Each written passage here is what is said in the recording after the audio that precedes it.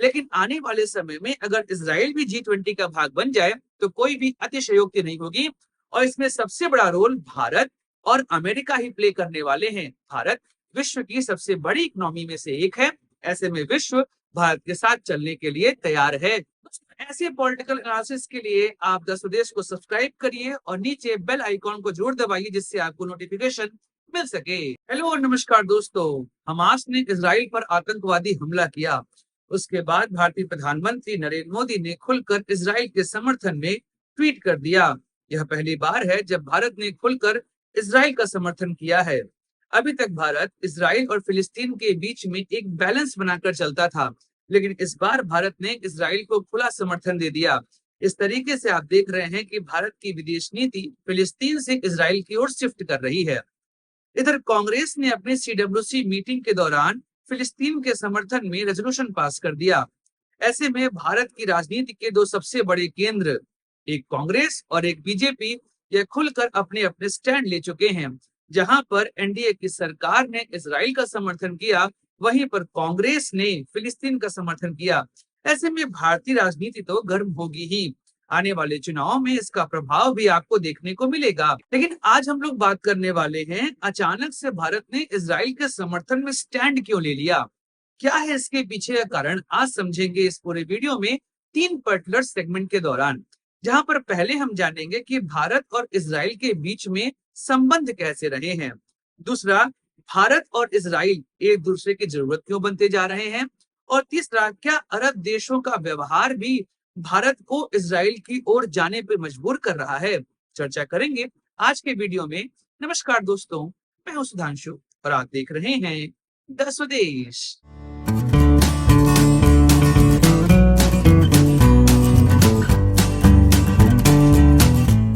दोस्तों, अगर आपको प्रथम विश्व युद्ध का दौर याद होगा तो ऑटोमन एम्पायर की हार होती है। इस वजह से फिलिस्तीन का एरिया ब्रिटिशर्स को मिल जाता है। यहाँ पर मुख्यतया मुस्लिम कम्युनिटी और जूइश कम्युनिटी रहती थी। लेकिन हिटलर के दौर में जब जूइश का जेनोसाइड जर्मनी में शुरू हुआ, ऐसे में कई सारे जूइश भागकर फिलिस्तीन आने लगते हैं। ऐसे में यहाँ पर डेमोग्राफिक क्लैशेस शुरू हो जाते हैं। मुस्लिम और जूइश यह दोनों अपने एरियाज के लिए लड़ाई लड़ने लगते हैं। ऐसे में 1948 के समय में इजराइल का फॉर्मेशन होता है।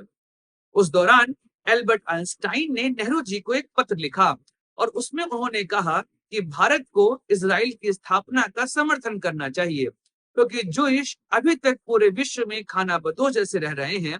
ऐसे में उनके पास कोई जगह नहीं है जहां पर वह अपने आप को स्थापित कर सकें। पर नेहरू जी ने यह कहा कि इजराइल और यहूदियों को लेकर उनके मन में सिंपैथी है, लेकिन फिर भी वह इजराइल का समर्थन नहीं कर सकते। उनका यह कहना था कि हम धर्म पर आधारित देश का समर्थन नहीं कर सकते।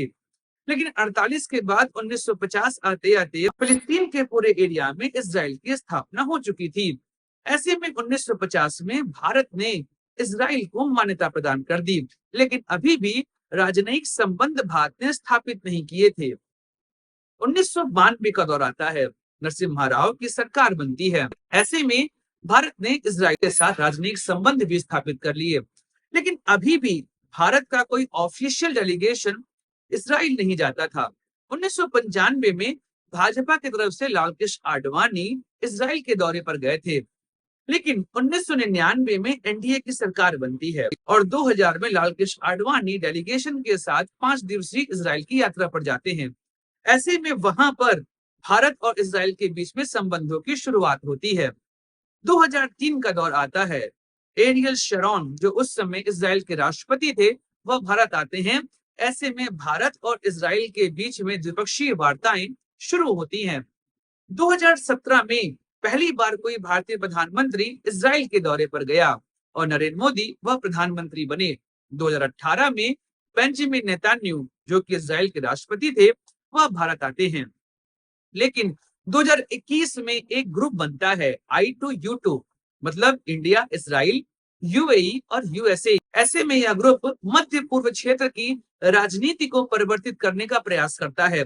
देखिए, अभी तक जितने भी मुस्लिम राष्ट्र थे जो कि अरब क्षेत्र में आते हैं, वह इजराइल का खुलकर विरोध कर रहे थे, लेकिन यूएई ने इजराइल के साथ अपने राजनयिक संबंधों की शुरुआत कर दी। यह एक तरीके से अरब लीग को झटका लगने वाली बात थी। इजराइल की मान्यता धीमे धीमे मुस्लिम देशों में भी बढ़ने लगी थी और ऐसे में इजराइल का प्रभुत्व पूरे विश्व में बढ़ता जा रहा था और फिलिस्तीन साइडलाइन होता दिखाई दे रहा था। यह तो बात थी भारत और इजराइल के बीच में राजनयिक संबंधों की। अब बात करते हैं कि आखिर भारत और इजराइल इतने पास पास क्यों आ रहे हैं।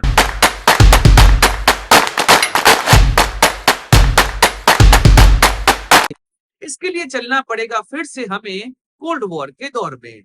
देखिए, जब कोल्ड वॉर का दौर चल रहा था उस समय यूएसए और यूएसएसआर यह दोनों आपस में शीत युद्ध कर रहे थे। भारत उस समय गुटनिरपेक्ष संगठन का भाग हुआ करता था, लेकिन उस दौर में आप देखेंगे कि भारत हमेशा यूएसएसआर की ओर शिफ्ट दिखाई देता था।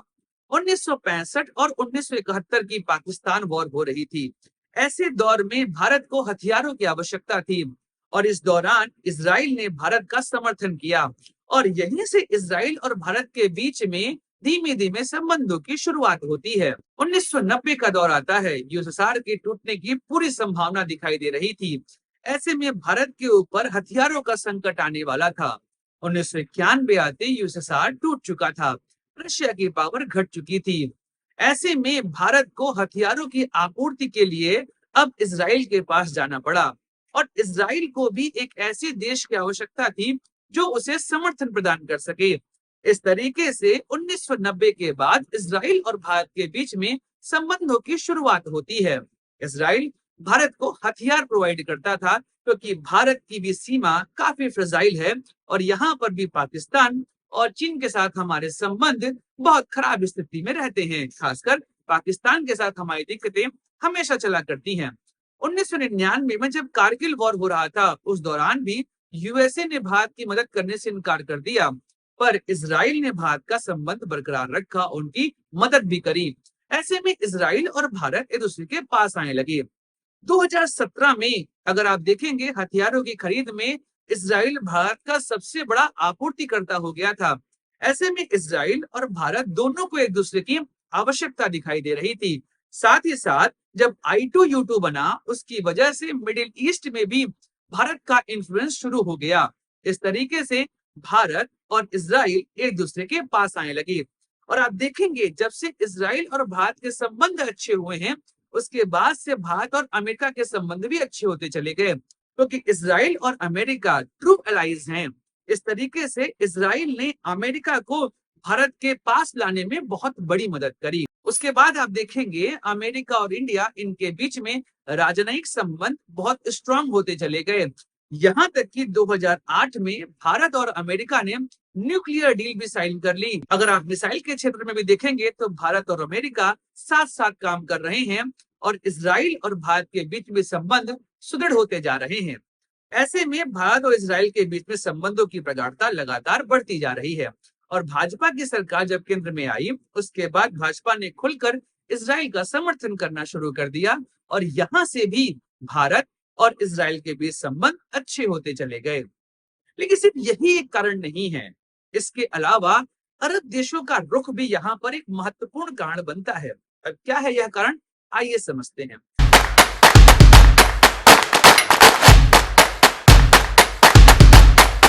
अगर आप देखेंगे तो अरब देशों का प्रभाव पूरे अरब पेनिनसुला में देखने को मिलता है और वहां पर केवल एकमात्र यहूदी देश इजराइल है और वह अपने आसपास इस्लामिक देशों से घिरा हुआ है।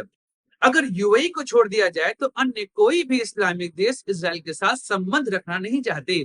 ऐसे में इजराइल एक तरीके से मिडिल ईस्ट में अलग थलग पड़ा हुआ दिखाई दे रहा था, लेकिन वेस्ट कंट्रीज का पूरा समर्थन इजराइल को मिल रहा था और हाल के दिनों में भारत ने भी यहाँ पर अपना समर्थन दिया। लेकिन जब भारत और पाकिस्तान के बीच की बात आती है तो अरब देश खुलकर पाकिस्तान का समर्थन करते हैं।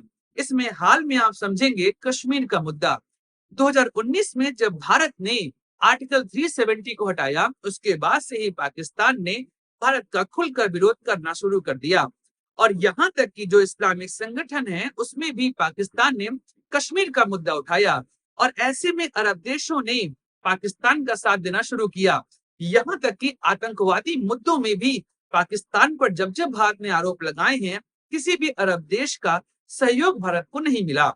इस तरीके से अरब देशों का रुख भी भारत के विरुद्ध दिखाई देता है जब भी पाकिस्तान की बात आती है। ऐसे में भारत के पास कोई और ऑप्शन नहीं बचता। भारत को इजराइल का समर्थन चाहिए। भारत को इजराइल के साथ रक्षा सौदे चाहिए। और इजराइल भी आतंकवाद से पीड़ित है और भारत भी आतंकवाद से पीड़ित है। ऐसे में इजराइल और भारत एक ट्रू अलाइज बनते हैं और इस वजह से भी भारत और इजराइल के संबंध लगातार प्रगाढ़ होते जा रहे हैं। बेंजामिन नेतान्याहू और नरेंद्र मोदी की सरकार हमेशा प्रयास करती है वह एक साथ आगे बढ़े।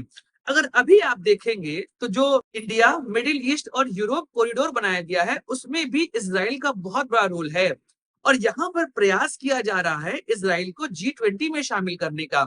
अभी अफ्रीकन यूनियन इसमें शामिल हुआ है, लेकिन आने वाले समय में अगर इजराइल भी G20 का भाग बन जाए तो कोई भी अतिशयोक्ति नहीं होगी और इसमें सबसे बड़ा रोल भारत और अमेरिका ही प्ले करने वाले हैं। भारत विश्व की सबसे बड़ी इकोनॉमी में से एक है। ऐसे में विश्व भारत के साथ चलने के लिए तैयार है और इस वजह से इजराइल को भी पता है कि अगर भारत जैसे शक्तिशाली देश का उसको समर्थन मिल जाएगा तो वह अपने आप को पूरे विश्व में एक इंडिपेंडेंट नेशन के रूप में स्थापित कर पाएगा और कई सारे मुस्लिम राष्ट्र भी उसका समर्थन करने के लिए आ जाएंगे। तो ऐसे में भारत और इजराइल के बीच में संबंध क्यों प्रगाढ़ हो रहे हैं, इसके विषय में दोस्तों हम लोगों ने आज चर्चा करी। बात करेंगे कुछ और नए मुद्दों की अगले वीडियो में। इजाजत दीजिए अपने दोस्त सुधांशु को। जय हिंद, वंदे मातरम, भारत माता की जय।